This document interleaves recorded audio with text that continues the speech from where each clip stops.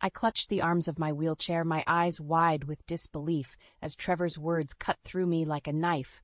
"You can't even keep the house tidy anymore. You're worthless to me now." "Trevor, what are you saying?" I asked, my voice trembling. He stood there, his expression cold and detached. "I've been thinking for a while now, and it's clear. You can't stay here anymore." My heart sank as I saw the scornful expressions of his mother, Lorraine, and stepdaughter, Erica, glaring down at me. This was the family I had tried so hard to be a part of, the people I had sacrificed so much for, and yet they looked at me like I was nothing more than a burden. It all started a few years ago when I met Trevor at a local community event. He was charming, successful, and seemed like the perfect partner. Little did I know that marrying him meant inheriting a whole lot of baggage in the form of his overbearing mother and his resentful teenage daughter from his first marriage. From the moment I stepped into their lives, Erica made it clear that she didn't want me there. She would leave her dirty clothes strewn around the house, expecting me to pick after her, and then have the audacity to scream at me if I didn't do her laundry to her liking. Lorraine was even worse. She would constantly remind me of how perfect Trevor's first wife was, making snide comments about my cooking or my inability to keep the house as pristine as she would have liked. Despite their constant undermining, I tried my best to create a harmonious family. I would plan outings, cook their favorite meals, and even take on extra freelance editing work to contribute financially. But no matter what I did, it was never enough. Trevor, bless his soul, was oblivious to it all. He would simply brush off my concerns, telling me that I just needed to try harder to fit in. Little did he know that the harder I tried, the more I felt like an outsider in my own home. As I sat there, staring at the three of them, I couldn't help but feel a sense of betrayal. After everything I had done for this family, they were casting me aside like a piece of unwanted garbage. But in that moment, something shifted inside me. I realized that I had been living a lie, trying to please people who would never truly accept me. It was time for me to take back control of my life and find the strength within myself that they had tried so hard to break. With a newfound determination, I looked Trevor straight in the eye and said, "Fine. If that's how you really feel, then I'll go. But mark my words, you haven't seen the last of me." Those first few months after marrying Trevor were a whirlwind of emotions. I was so caught up in the excitement of starting a new chapter in my life that I failed to see the cracks forming beneath the surface. It all started with Erica's hostile behavior towards me. I remember the day she stormed into the laundry room, angrily throwing her school uniform at me. "These needed to be washed and pressed by tomorrow morning," she demanded, her eyes narrowed with contempt. "Erica, I have a lot of work to catch up on tonight," I tried to reason with her. "Can't you put them in the hamper, and I'll get to them in the morning?" "No," she snapped. "I need them done now. That's your job, isn't it?" Before I could respond, Lorraine appeared in the doorway, her lips pursed in disapproval. "Natalie, dear, you really should be more on top of things like this. My Trevor's first wife always had the laundry done promptly." I felt my cheeks flush with embarrassment as Lorraine launched into yet another story about how perfect Trevor's ex-wife was. It was a constant refrain, a not-so-subtle reminder that I would never measure up in her eyes.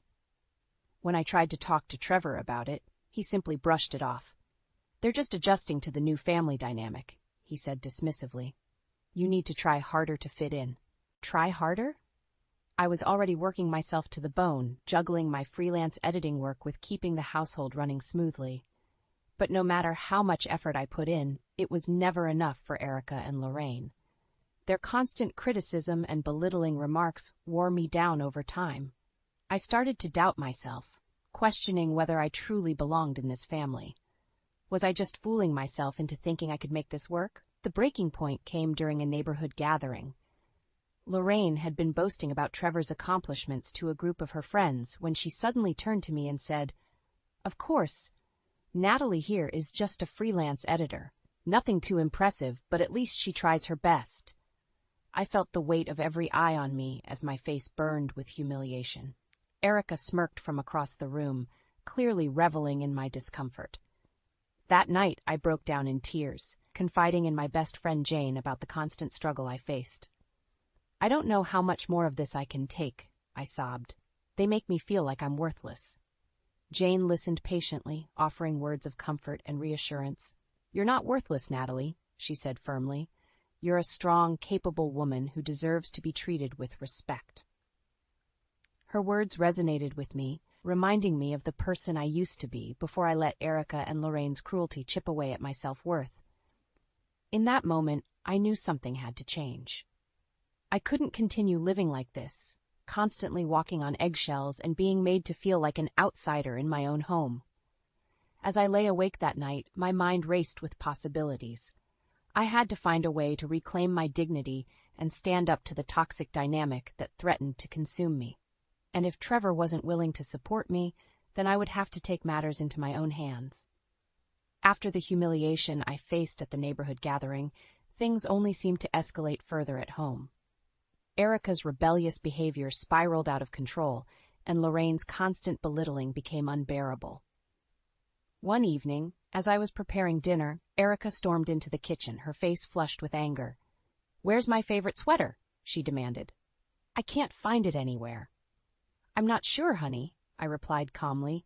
"Did you check the laundry room?" "Of course I did," she snapped. "You probably lost it or ruined it with your incompetent washing." Before I could respond, Lorraine chimed in from the living room. "Honestly, Natalie, it's no wonder the girl is upset. You can't seem to do anything right around here." I took a deep breath, trying to maintain my composure. "I'll take another look for the sweater after dinner, Erica. I'm sure it'll turn up." "Forget it," she spat. "You're useless." With that, she stormed out of the kitchen, slamming her bedroom door behind her. I stood there, my hands trembling as I fought back tears. How had things spiraled so out of control? I was trying my best, but it never seemed to be enough for them. That night, as I lay awake in bed, I found myself retreating into the world of my writing. It was the only place I felt truly at peace, where I could escape the constant barrage of criticism and belittlement. I poured my heart out onto the pages, documenting the emotional turmoil I was experiencing. The next day, I confided in Jane over coffee, sharing the latest incident with Erica and Lorraine. "I don't know how much more of this I can take," I admitted, my voice wavering. "They make me feel like I'm worthless." Jane listened intently, her brow furrowed with concern. "Natalie, you can't let them break you like this," she said firmly. "You're a strong, talented woman who deserves so much better." Her words resonated with me, reminding me of the person I used to be before I allowed myself to be consumed by their toxic behavior. I had always been a confident, independent woman, but somewhere along the way, I had lost sight of that. "You're right," I said, my resolve strengthening. "I can't keep living like this, constantly walking on eggshells and being made to feel inferior in my own home." Jane reached across the table and squeezed my hand. "Then don't," she said simply. "It's time to take a stand and reclaim your power." Her words ignited a spark within me, a determination to no longer be a victim of their cruelty. I knew that I had to find a way to break free from the toxic cycle, even if it meant making difficult choices. Over the next few weeks, I found myself retreating further into my writing, using it as a cathartic release for the emotions I had bottled up for so long. As the words flowed onto the page, I began to see a path forward, a way to reclaim my dignity and expose the truth about the dysfunction that had plagued my marriage. It was a risky move, one that could potentially burn bridges and upend my life as I knew it. But as I sat alone in my study, surrounded by the pages that had become my lifeline, I knew it was a risk I had to take. I couldn't continue living a lie, trapped in a world where I was constantly made to feel small and insignificant. With a newfound sense of purpose, I began to craft my story, weaving together the threads of deception that had been woven around me for far too long. It was time to take back control and show the world the true face of the family that had tried so hard to break me. It was a crisp autumn morning when my life took an unexpected and devastating turn. I was on my way to meet Jane for our weekly coffee date when a reckless driver ran a red light, slamming into the side of my car. The impact was jarring, and the next thing I knew, I was trapped in the crumpled wreckage, pain shooting through my left leg. I cried out, my vision blurring, as I fought to stay conscious. The paramedics arrived quickly, carefully extracting me from the mangled vehicle and rushing me to the hospital. As I lay on the gurney, my mind raced with 1,000 thoughts. How could this have happened? Would I be okay? In the emergency room, the doctors delivered the devastating news. My leg had sustained severe injuries, and there was a possibility I might never walk unaided again. I felt the air leave my lungs as the weight of their words sank in, tears streaming down my face. When Trevor finally arrived, I expected him to be concerned for my well-being, to offer words of comfort and support. Instead, his first question was, "Will she still be able to take care of the household duties?" I stared at him in disbelief, my heart shattering at his callous indifference. In that moment, I realized that to him, I was nothing more than a means to an end. Someone to keep his home in order and cater to his every need. The following days were a blur of pain and emotional turmoil. As I lay in the hospital bed, struggling to come to terms with my new reality, Trevor's true colors became increasingly apparent. During one of his visits, he pulled out a stack of papers and placed them on my tray. "I've been thinking about this for a while," he said, his voice devoid of emotion. "With your condition, you're no longer useful to me or the family." I stared at the papers in horror, realizing they were pre-filled divorce documents. My hands trembled as I flipped through the pages, my eyes blurring with tears. "You can't be serious," I whispered, my voice cracking. "I'm afraid I am," Trevor replied matter-of-factly. "It's for the best, really. You'll be a burden on us in this state." In that moment, the weight of his betrayal hit me like a ton of bricks. This was the man I had pledged my life to, the one I had sacrificed so much for in the hopes of building a happy family. And now, when I needed him the most, he was casting me aside like a broken toy. As he left the room, I could see the smug satisfaction on Lorraine's face. She had finally gotten what she wanted, me out of their lives for good. And Erica, emboldened by her father's actions, shot me a triumphant smirk, as if to say, "I told you so." In the days that followed, I found myself spiraling into a dark abyss of despair and anger. How could they treat me with such cruelty, such utter disregard for my well-being? After everything I had endured, after all the sacrifices I had made, this was how they repaid me? But as I lay there, staring at the ceiling, a newfound determination began to take root within me. I refused to be a victim any longer. If they wanted to cast me aside like a piece of garbage, then so be it. But I would not go down without a fight. The seeds of revenge had been planted, and I knew that no matter what it took, I would make them pay for their betrayal. They had underestimated my strength, my resilience, and they would soon learn the consequences of their actions. As I was discharged from the hospital, my parents welcomed me back into their home with open arms, offering the love and support I had been so desperately craving. It was there, surrounded by their unwavering kindness, that I began to heal. Not just physically, but emotionally as well. And as I regained my strength, day by day I knew that the time for retribution was drawing near. Trevor and his family had made a grave mistake in underestimating me, and they would soon learn that I was not a woman to be trifled with. Returning to my parents' home was like a soothing balm for my wounded soul. As I settled into the familiar surroundings, the warmth and unconditional love they provided began to slowly heal the deep cracks that had formed within me. My mother, Anna, was a constant source of comfort, tending to my needs with a gentle touch and a listening ear. She never once judged or criticized me for the decisions that had led me down this path. Instead, she offered her unwavering support, reminding me that I was strong and capable of overcoming any obstacle life threw my way. It was during those quiet moments, as I sat in the backyard garden that had been my childhood sanctuary, that I began to reflect on the depths of the betrayal I had endured. The more I thought about it, the more the anger and resentment bubbled to the surface. How could Trevor, the man who had vowed to love and cherish me, discard me so callously? And Lorraine and Erica, who had made it their mission to undermine me at every turn, now reveled in my misfortune, as if it were some twisted victory. As the days turned into weeks, I found myself poring over the memories, dissecting every interaction, every snide remark, every dismissive gesture.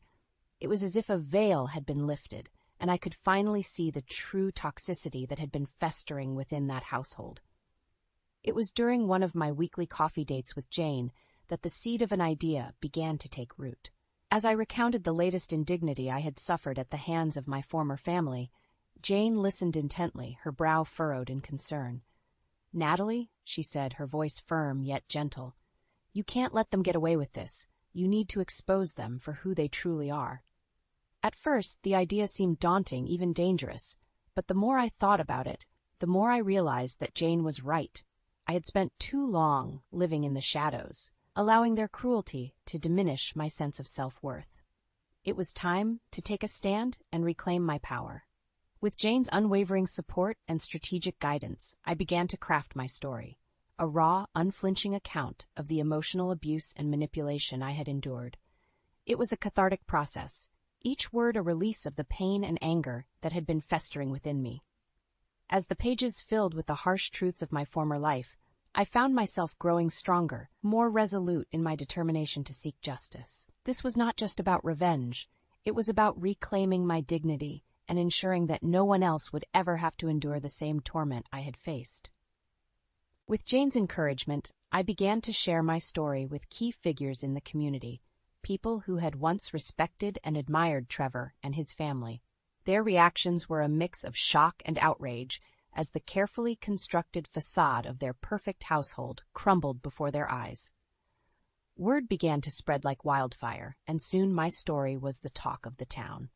I could feel the shift in the air, the way people looked at me with newfound respect and admiration for my courage in speaking out. But it wasn't just about garnering sympathy. It was about holding those who had wronged me accountable for their actions. As the truth came to light, the consequences began to unfold. Trevor's once thriving business began to suffer as clients and associates distanced themselves from him. Lorraine's social standing took a hit as her former friends turned their backs on her. And Erica, once the darling of the neighborhood, found herself ostracized by her peers. It was a bittersweet victory, to be sure.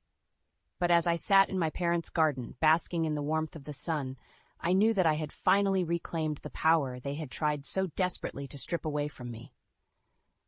The road ahead was uncertain, but one thing was clear. I was no longer the meek, downtrodden woman they had tried to break. I was a survivor, a warrior, and I was just getting started. 5 years had passed since I walked away from the toxic environment that had once been my home. In that time, I had rebuilt my life from the ashes, emerging as a strong, resilient woman with a newfound sense of purpose. My memoir, which had started as a cathartic release, quickly gained traction, resonating with countless others who had endured similar struggles. Before long, I found myself in demand as a speaker, sharing my story and advocating for women's rights and empowerment. It was a surreal experience, standing on stage and looking out at the sea of faces, all hanging on my every word.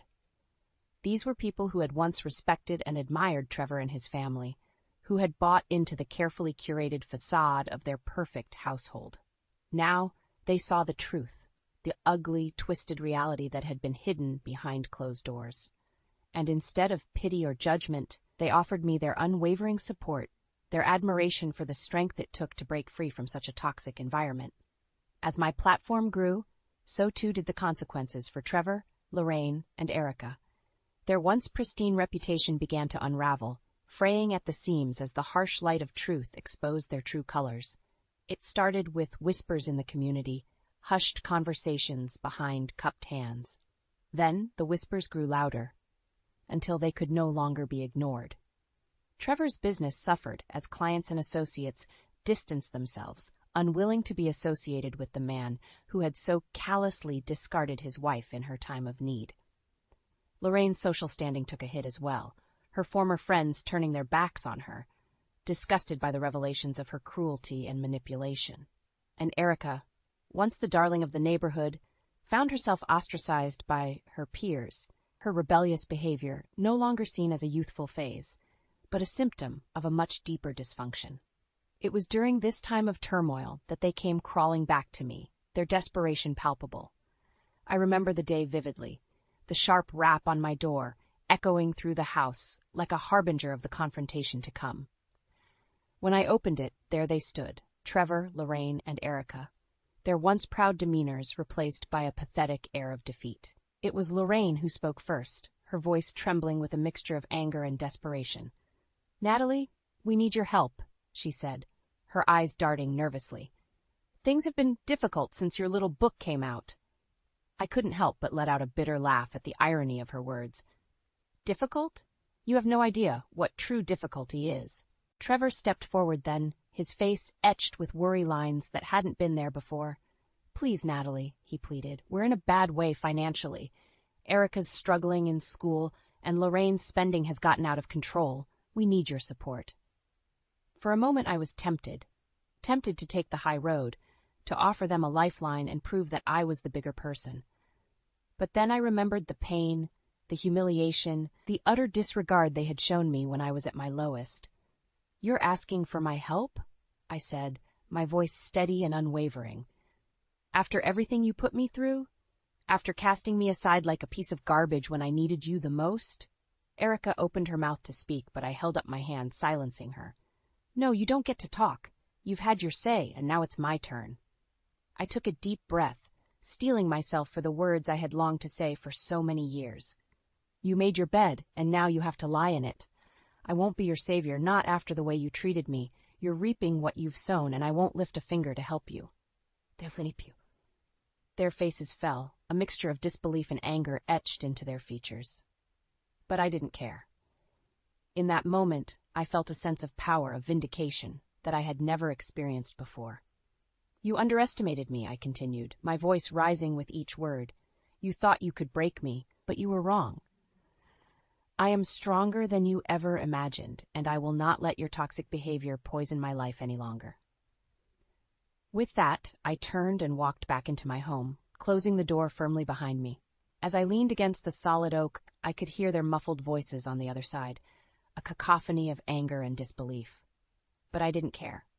For the first time in my life, I felt truly free from their manipulation, their cruelty, their oppressive hold over me. I had reclaimed my power, and nothing they could say or do would ever take that away from me again. The aftermath of my confrontation with Trevor, Lorraine, and Erica was like a shockwave rippling through our once idyllic community. As the truth of their actions came to light, the consequences were swift and unforgiving. Trevor's once thriving business took a nosedive as clients and associates distanced themselves from the man who had so callously discarded his wife in her time of need. Contracts were terminated, partnerships dissolved, and before long, he found himself struggling to keep the company afloat. Lorraine's social standing was equally decimated. The women who had once fawned over her at neighborhood gatherings now turned their backs, whispering behind cupped hands about her cruelty and manipulation. Invitations to exclusive events dried up, and she found herself ostracized from the very circles she had once ruled with an iron fist. Even Erica, once the darling of the neighborhood, was not spared the consequences of her actions. Her peers, who had once admired her rebellious streak, now saw it for what it truly was, a symptom of a much deeper dysfunction. She became a pariah, shunned and ridiculed for the role she had played in my mistreatment. As for me, I watched it all unfold with a sense of vindication, a feeling that justice had finally been served. For too long, I had been the one made to feel small and insignificant, forced to endure their cruelty and manipulation in silence. But now the tables had turned. The carefully constructed facade they had built had crumbled, exposing the ugly truth that lay beneath. And as their lives unraveled before their very eyes, I stood tall, emboldened by the knowledge that I had reclaimed my power. It was a bittersweet victory, to be sure. A part of me still felt a twinge of sadness at the thought of what could have been. A happy, loving family, free from the toxicity that had poisoned our relationships. But that dream had died long ago, buried beneath the weight of their betrayal. As the weeks turned into months, the whispers and gossip began to die down, replaced by a newfound respect for the woman who had dared to speak her truth. I became a symbol of resilience, a beacon of hope for others who had endured similar struggles. My memoir, once a cathartic release, had become a rallying cry, inspiring countless others to find their own voices and break free from the chains of emotional abuse and manipulation. And as my platform grew, so too did my sense of purpose. I was no longer content to simply share my story. I wanted to use my newfound influence to effect real change, to advocate for those who had been silenced and marginalized. I began speaking at events, sharing my experiences, and offering guidance to others who found themselves in similar situations. I became a mentor, a confidant, a source of strength for those who had been beaten down by the cruelty of others. And through it all, Jane remained by my side, her unwavering support and strategic guidance helping me navigate the often treacherous waters of public life. She was my rock, my anchor, the one constant in a world that had once been so uncertain. As for Trevor, Lorraine, and Erica, their lives continued to spiral downward, a testament to the consequences of their actions. They had gambled everything on their ability to manipulate and control, and in the end, they had lost. I would be lying if I said I didn't take a certain amount of satisfaction in their downfall. After all, they had brought it upon themselves, sowing the seeds of their own destruction through their cruelty and disregard for others. But as time passed, that satisfaction began to fade, replaced by a sense of closure and a newfound appreciation for the life I had built for myself. I had overcome the greatest challenge of my life, emerging stronger and more resilient than ever before. And as I looked towards the future, I knew that my journey was far from over. There were still battles to be fought, injustices to be righted, and voices to be amplified. But for the first time in my life, I felt truly empowered, ready to take on whatever challenges lay ahead. Because in the end, I had proven that no matter how dark the night may seem, the light of truth and resilience will always find a way to shine through. The years that followed my confrontation with Trevor, Lorraine, and Erica were a whirlwind of personal growth and self-discovery. As the dust settled on that chapter of my life, I found myself embracing a newfound sense of purpose and determination. My memoir had struck a chord with countless others who had endured similar struggles, and before long, I was inundated with requests to share my story on a larger stage. What had started as a cathartic release had blossomed into a platform for advocacy and empowerment. I began speaking at events, sharing my experiences, and offering guidance to those who found themselves trapped in toxic relationships or oppressive family dynamics. It was a humbling experience to see the impact my words could have on others, to witness the spark of hope ignite in their eyes as they realized they were not alone. Through it all, Jane remained my steadfast companion, offering her unwavering support and strategic guidance as I navigated the often treacherous waters of public life. She was my rock, my confidant, and I knew that without her, I would never have found the strength to stand tall in the face of adversity. As my influence grew, so too did my commitment to effecting real change. I became involved in various women's rights organizations, using my voice to amplify the stories of those who had been silenced for far too long. It was during this time that I received a call from Jane, her voice brimming with pride and a sense of closure.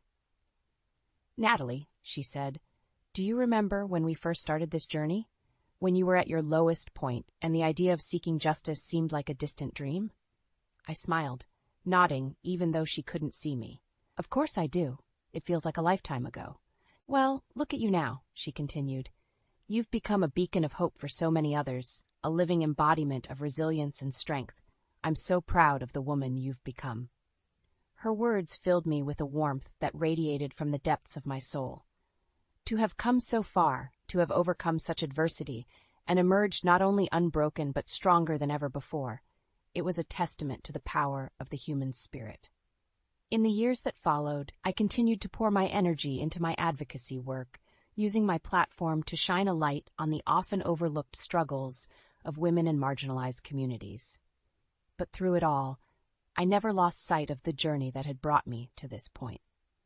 It was on a crisp autumn day, the leaves painting the world in vibrant hues of red and gold, that I found myself standing before the graves of my parents. As I traced the weathered letters of their names with my fingertips, a sense of peace washed over me. "Thank you," I whispered, my voice carrying on the gentle breeze. "Thank you for giving me the strength to persevere, for being the unwavering pillars of support that I so desperately needed." In that moment, I knew that my journey had come full circle. I had faced the darkest depths of despair and emerged victorious, my spirit forged in the fires of adversity. And as I looked towards the future, I felt a sense of purpose and determination that burned brighter than ever before. There were still battles to be fought, injustices to be righted, and voices to be amplified. But I knew that I was ready, armed with the knowledge that I had already overcome the greatest challenge of my life. As I turned and walked away from the graves, the autumn sun casting a warm glow upon my face, I couldn't help but smile. For in that moment, I realized that my story was not one of revenge or bitterness, but of resilience and triumph. I had reclaimed my power, my dignity, and my sense of self-worth, and in doing so I had become a beacon of hope for others, a living embodiment of the truth that no matter how dark the night may seem, the light of perseverance will always find a way to shine through. The sunlight faded into a soft glow as the day's warmth lingered in our living room, a prelude to what I thought would be a joyous evening. Daniel had just stepped out to the garden with Alex, leaving me to catch a moment of solitude. But solitude was the last thing I'd find today. Jenna, Alex's fiancée, lingered behind, her presence like a shadow that chilled the air. I turned to follow Daniel and Alex, but Jenna's voice, icy and sharp, cut through the silence. "Marianne, you might want to sit down for this." Confused, I faced her, noticing the lack of warmth in her eyes. "Is everything okay, Jenna?" She smiled, but it was devoid of any kindness. "Oh, it's perfect. Just thought to let you know you won't be needing to worry about what to wear to the wedding." I blinked, puzzled. "What do you mean?" "You're not invited, Marianne." Her words were blunt, like a slap. "You see, you're not really Alex's mother. It would be embarrassing to have you there." I felt a cold knot form in my stomach. "Embarrassing? Jenna, I've been Alex's stepmother for nearly 2 decades. Her laugh was hollow. "Stepmother, right? But not his real mother, just a reminder of his father's past. We wouldn't want to complicate things with your presence."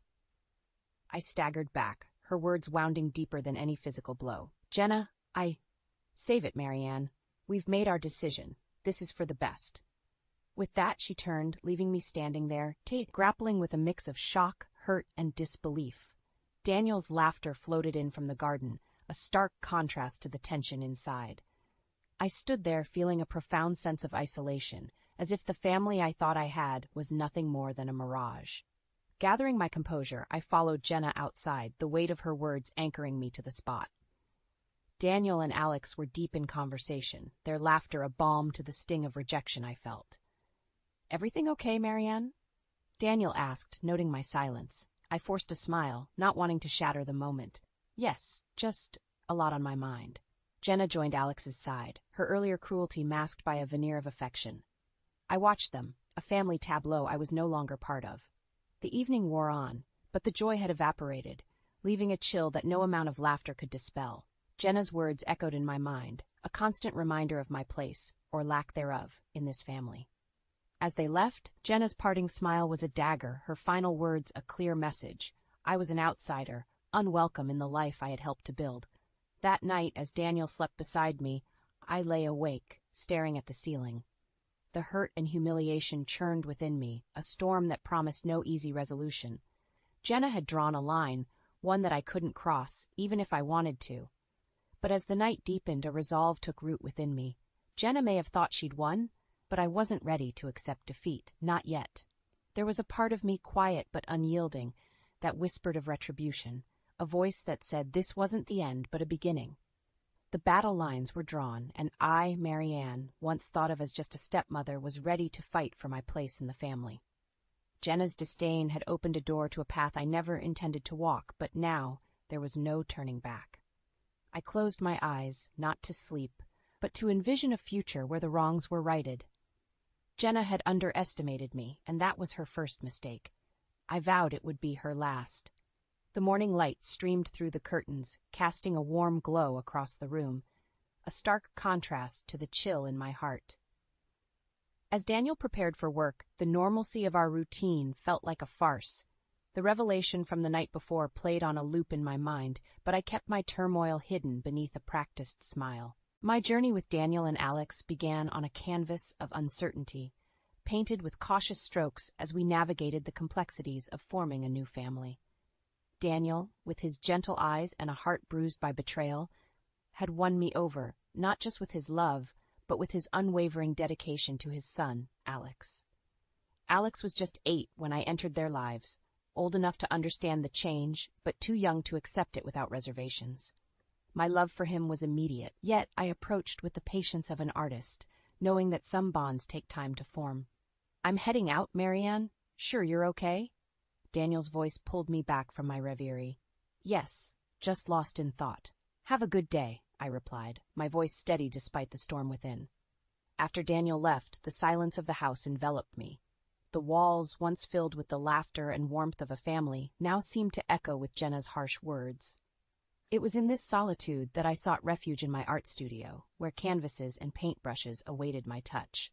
Art had always been my sanctuary, a place where my thoughts and emotions could dance freely across the canvas. Today, it offered not just escape, but reflection. Each stroke became a means of processing the pain, the rejection, and the determination to reclaim my place in Alex's life. As I painted, I thought about the first time I met Alex. He had regarded me with a mix of curiosity and apprehension, his young mind trying to place me in the fragmented picture of his family. I remembered our first genuine moment of connection, over a shared love of art. It was through painting that Alex and I had slowly bridged the gap between us, a series of moments that had felt like victories in the silent battles of acceptance.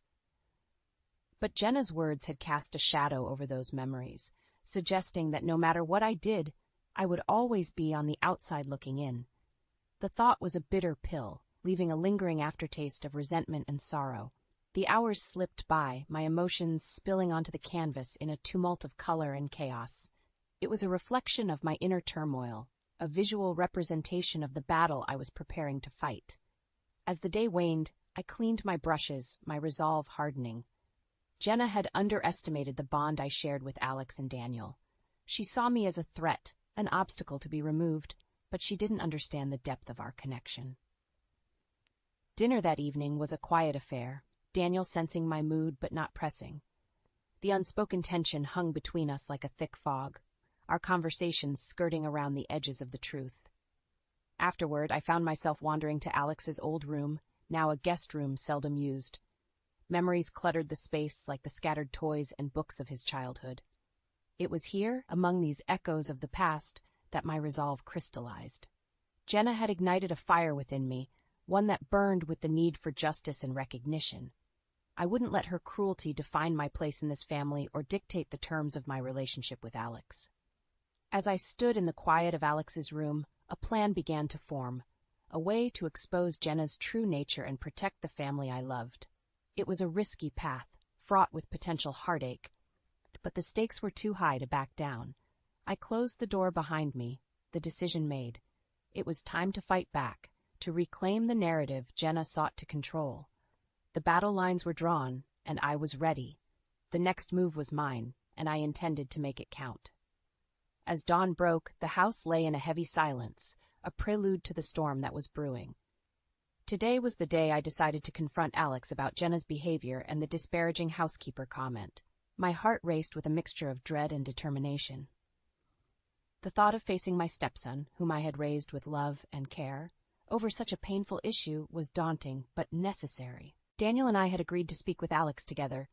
Unity was our strength, and in this matter, we stood undivided. Daniel's support was my anchor, his calm demeanor a counterbalance to the tempest within me. "Are you sure about this?" Daniel asked, concern etching his features as we sat at the kitchen table, waiting for Alex to arrive. "Yes," I replied, my voice firmer than I felt. "We need clarity. We can't let Jenna drive a wedge through our family." When Alex walked in, the tension was palpable. His usual easy demeanor was replaced by a cautious wariness. He sensed the seriousness of the situation, his gaze flickering between Daniel and me. "Alex, we need to talk about Jenna's comments the other day," Daniel began, his tone measured but firm. Alex stiffened, his defenses rising. "What about them?" "Her saying Marianne isn't welcome at the wedding, and calling her a housekeeper. It's hurtful and unacceptable," Daniel continued, the hurt clear in his voice. Alex's expression hardened. "Jenna has her reasons. She believes family should be at the wedding, and Marianne isn't blood." I caught my breath, the sting of his words sharper than I anticipated. "Alex, I may not be your biological mother, but I've loved and cared for you as my own. Does that mean nothing?" He avoided my gaze, a sign of his inner conflict. It's not about that. Jenna's just traditional. Traditional? I echoed, disbelief coloring my tone. Or is it her way of asserting control, of excluding me from our family? Alex shifted uncomfortably, a crack in his facade appearing. It's complicated. Jenna has strong opinions about family dynamics. Strong opinions shouldn't justify cruelty or exclusion, Daniel interjected, his disappointment evident. We're supposed to be a family, Alex. That includes Marianne. The conversation spiraled, with Alex defending Jenna's actions and us trying to make him see reason. But beneath his arguments, I sensed a deeper unease.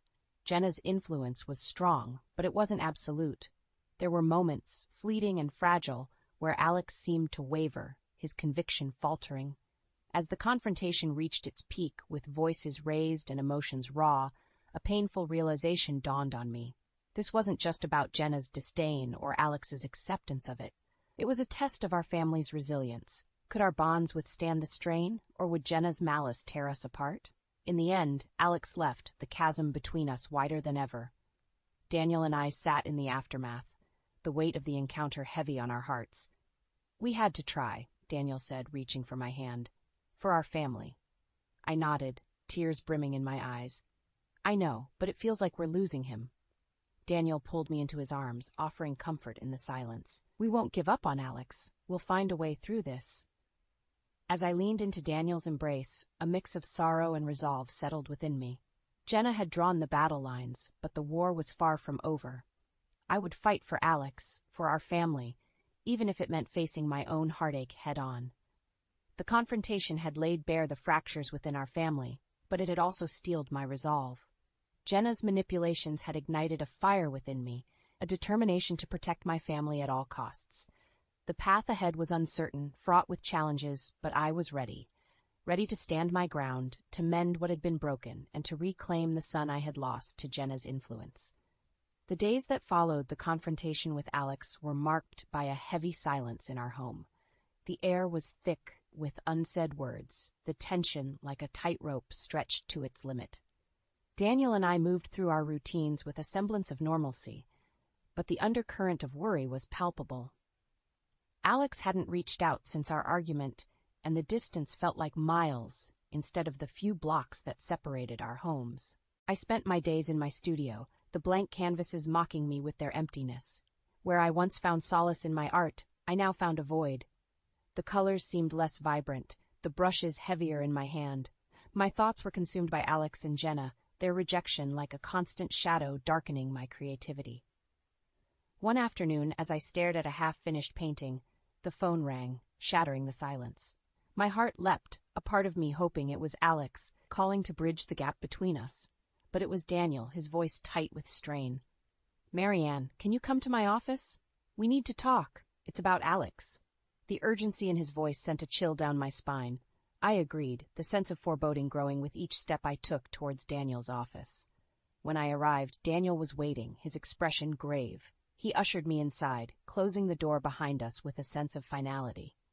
"It's Jenna," he began, his voice heavy. "She's taken things too far." My heart sank. "What happened?" Daniel sighed, running a hand through his hair. "She's been spreading rumors about you in our community, claiming you're trying to sabotage Alex's future for your own gain." The accusation was like a physical blow, leaving me breathless. "But that's absurd. Why would she do this?" "Control," Daniel replied, his eyes dark with anger. "She's trying to isolate Alex to make sure he's completely under her influence, and she's using you as the scapegoat." The realization was a bitter pill to swallow. Jenna wasn't just content with excluding me from their wedding. She wanted to erase me from Alex's life entirely. "What are we going to do?" I asked, the fight in me reigniting. I couldn't let Jenna's manipulations go unchallenged, not when our family was at stake. "We fight back," Daniel said, his determination mirroring my own. "We gather evidence of her lies and expose her for what she is." The plan was risky, fraught with potential fallout, but the alternative, standing by while Jenna tore our family apart, was unthinkable. We agreed to start by reaching out to friends and acquaintances, to counter Jenna's narrative with the truth. As the days passed, we pieced together a clearer picture of Jenna's campaign against me. Her lies were insidious, designed to sow doubt and discord among those who knew us. But with each conversation, with each piece of evidence we gathered, the tide began to turn. People were hesitant at first, but as we shared our side of the story, their skepticism gave way to support. The work was exhausting, emotionally and physically, but it brought Daniel and me closer together. Our evenings were spent reviewing what we had learned, planning our next steps, and most importantly, reaffirming our commitment to each other and our family. Then, just as we were beginning to make progress, a bombshell dropped. Alex reached out asking to meet. It was the first communication we'd had since the confrontation, and my emotions were a whirlwind of hope and apprehension. As we sat across from Alex in our living room, the air thick with unspoken questions, I saw the conflict in his eyes. Jenna's influence was still there, but so was the son I knew and loved. "Mom, Dad," he began, his voice uncertain, "I think we need to talk." The use of mom was a lifeline, a glimmer of the Alex I remembered. As he spoke, outlining his doubts about Jenna and her actions, I felt a door opening, a chance to mend the fractures in our family. The fallout from Jenna's machinations was far from over, but this moment, this conversation, was a beginning. It was a chance to fight for our family, to pull Alex back from the brink, and to stand united against the storm Jenna had unleashed. The path ahead was uncertain, the challenges daunting, but with Alex reaching out, we had hope. And sometimes hope is the strongest weapon in the battle to reclaim what's been lost. The days leading up to Alex and Jenna's wedding were fraught with a tension that seemed to permeate every aspect of our lives. Despite Alex's tentative outreach and his expressed doubts about Jenna, he seemed trapped in the inertia of the wedding plans, unable to break free from Jenna's manipulative grasp. Daniel and I had prepared as best we could for what we knew would be a challenging day. Armed with the truth about Jenna's deceit, we hoped to expose her before it was too late, to save Alex from a mistake that could very well ruin his life. The morning of the wedding dawned clear and bright, a stark contrast to the storm brewing within our hearts. We received a message from Alex, a simple plea for us to be there, despite Jenna's wishes. It was a sign that the tide might be turning, that Alex was beginning to see through Jenna's facade. We arrived at the venue with a sense of purpose, the evidence of Jenna's lies securely in our possession. The guests were milling about, a buzz of anticipation in the air. Jenna was nowhere to be seen, presumably preparing for her grand entrance. As we mingled among the guests, sharing polite conversation, I could feel the weight of the upcoming confrontation. It wasn't long before whispers began to circulate, fueled by Jenna's allies, painting me as the villain of the piece. But we had allies of our own, those who had seen through Jenna's charade and were willing to stand with us. We had planned to confront Jenna privately to avoid a public spectacle, but fate had other plans. Jenna made her entrance, radiant in her bridal gown, the picture of innocence. But the facade didn't last. As the ceremony was about to begin, Daniel stepped forward, the evidence of Jenna's lies in hand. The room fell into a stunned silence as Daniel spoke, his voice calm but carrying a weight that demanded attention. He exposed Jenna's manipulations, her attempts to drive a wedge between Alex and our family, and her cruel campaign of lies against me. Jenna's reaction was immediate and incendiary. She denied everything, her voice rising in anger as she accused us of trying to ruin her special day. But the evidence was irrefutable, and as the guests murmured among themselves, it was clear that Jenna's deceit was laid bare for all to see. Alex stood frozen, the conflict evident on his face. It was a moment of reckoning, a chance for him to finally see Jenna for who she truly was. The confrontation escalated, voices raised in accusation and defense, until suddenly, Alex spoke. His voice cut through the chaos, a beacon of clarity in the tumult. "Enough!" he exclaimed. "I can't do this. I can't marry someone who would go to such lengths to hurt the people I love." The room fell silent, all eyes on Alex as he turned to face Jenna. "I was blind," he continued. "Blinded by love, or what I thought was love. I see now the pain you've caused, and I can't be a part of that." Jenna's face crumpled, her facade crumbling as she realized her schemes had backfired. The wedding was called off, the guests departing in a whirl of whispered speculations and shock. As the dust settled, Alex approached Daniel and me, his expression one of remorse and relief. "I'm sorry," he said, his voice thick with emotion. "I see now what she was doing. Thank you for not giving up on me. The wedding fiasco was a turning point, a painful but necessary catharsis that cleared the way for healing. Jenna had shown her true colors, and in doing so had freed Alex from her grip. We left the venue together, a family once more united, not by blood, but by the bonds of love and forgiveness. The road ahead would be challenging, but we faced it together, stronger for the trials we had overcome. The wedding fiasco was not just the end of Alex and Jenna's relationship, it was a new beginning for us all, a chance to rebuild and to look forward to a future free from manipulation and deceit. In the aftermath of the wedding that wasn't, our family found itself in a delicate state of rebuilding. Alex, freed from Jenna's manipulative clutches but bearing the weight of his actions, sought redemption in the eyes of those he had wronged. The fallout from Jenna's deception left scars, visible and invisible, that we all worked to heal. Alex's return to the fold was tentative at first. The rift his relationship with Jenna had caused wasn't easily mended, but Daniel and I welcomed him back with open arms, ready to forge a new path together. It was a time of honest conversations, of apologies and acceptance, as we navigated the complexities of our renewed relationships. I was so lost, Alex admitted one evening, as we sat together in the living room, a space once fraught with tension now filled with tentative hope. I let her words and actions dictate how I saw everyone, even you, Marianne. I'm so sorry. His apology was heartfelt, and I saw in his eyes the sincerity and the regret. We all make mistakes, Alex, I responded, my voice steady despite the emotion welling up inside. What matters is that we learn from them and move forward. Daniel, ever the pillar of strength, added, We're your family, Alex. Nothing can change that. We stick together through thick and thin. The journey to reconciliation was not without its challenges.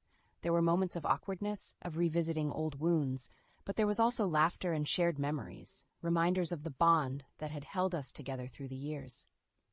As Alex worked to rebuild his life, distancing himself from the toxic influences that had led him astray, I found myself at a crossroads.